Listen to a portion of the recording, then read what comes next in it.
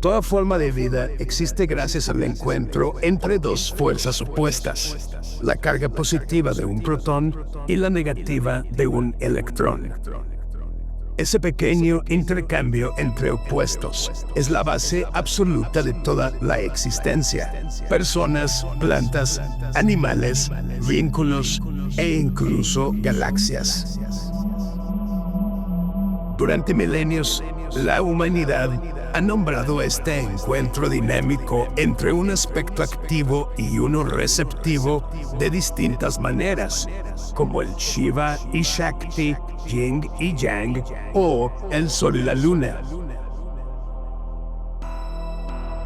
Desde tiempos antiguos, se intuía que estas dos energías arquetípicas no pertenecen a un sexo, sino que viven dentro de todos los seres humanos por igual, y son las mismas que nutren, sostienen y dan voluntad a la fuerza creativa del universo que habita en cada uno de nosotros.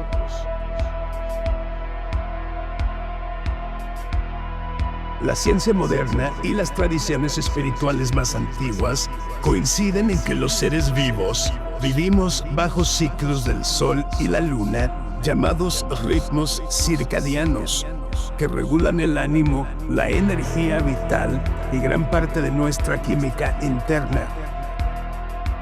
El Sol potencia procesos biológicos asociados con claridad, motivación y dirección, como el aumento matutino de testosterona, cortisol y serotonina, funciones que muchas tradiciones han vinculado a la divinidad masculina.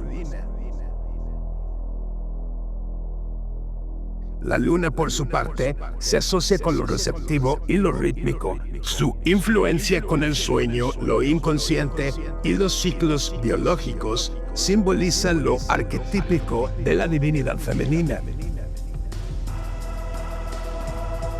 En relaciones íntimas, suele existir un intercambio energético donde alguien aporta más dirección, enfoque o energía masculina y la otra persona ofrece más contención emocional, sensibilidad o energía femenina.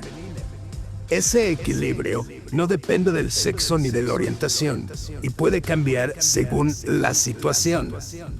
Hay quienes encarnan un cuerpo femenino, pero vibran con energía masculina predominante. Otros viven en una mezcla fluida y no binaria. Sin importar quiénes seamos, la existencia humana posee un impulso esencial hacia la creación como un acto existencial. No solo sobrevivimos o nos reproducimos, nosotros creamos lenguaje, significado, herramientas, símbolos, arte, sistemas, ciudades, historia.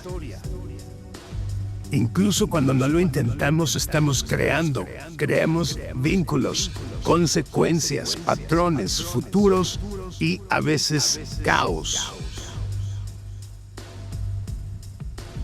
Diversas tradiciones antiguas y sistemas filosófico-espirituales sostienen que la creatividad es una forma elevada, sutil y simbólica de reproducción que no depende del cuerpo, sino del espíritu.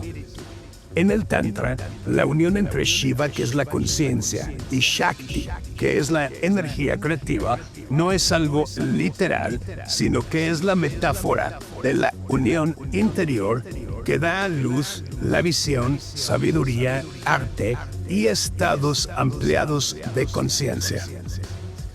Los textos herméticos enseñan que lo masculino y lo femenino se manifiesta en todos los planos.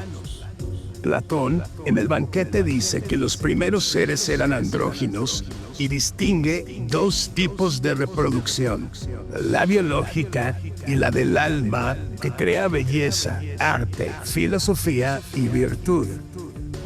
Consideraba la creación del alma una forma más elevada porque produce hijos inmortales en forma de ideas, música, conocimiento o cualquier acto de servicio que expande al alma. Crear es la forma en la que procesamos la realidad. Las energías masculina y femenina son principios creativos que viven en cada ser, y la disciplina de integrar estas polaridades es la base del amor propio y de la ascensión. La capacidad de alinearte con tu frecuencia más alta para encontrar tu verdadero propósito en esta vida y volverte creador consciente de tu propia realidad.